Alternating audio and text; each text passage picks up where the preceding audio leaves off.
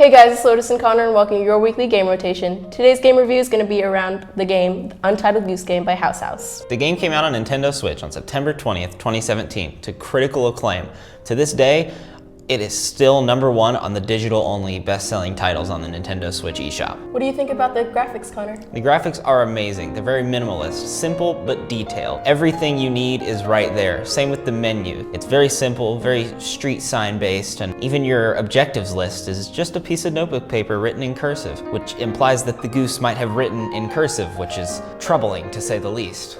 What did you think about the music though? That was my favorite. Yeah, the music's really good. It has a very improvisational jazz soundtrack that the piano ramps up whenever you're in an intense situation. So whenever you're in a more intense situation, the music's gonna get more and more intense. If you're just swimming around in a pond or acting peacefully, you're not gonna hear anything but the sounds of nature.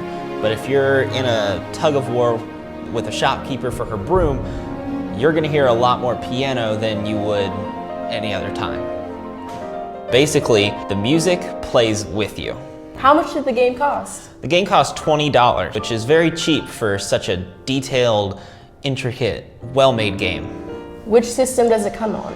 As of right now, the game is only available on the Nintendo Switch. However, House has said that by the end of next year, you'll be able to download the game on Steam, PlayStation 4, Xbox One, and any other console really that comes to mind. And what's the playtime for the game? The playtime at base is about 3 hours long, which isn't a lot, but it has a very strong replay value. The speedrunning community is huge nowadays, and the fastest time to complete the game is 7 minutes.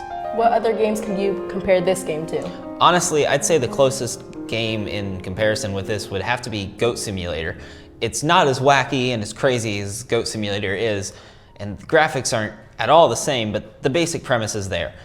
Act like the animal that you are. Goats are crazy, so Goat Simulator is a little more crazy, but geese are just meat, and so this really showcases the whole mean thing. So Lourdes, what was your first experience playing the game like? The first thing I noticed was the graphics, which were beautiful, by the way.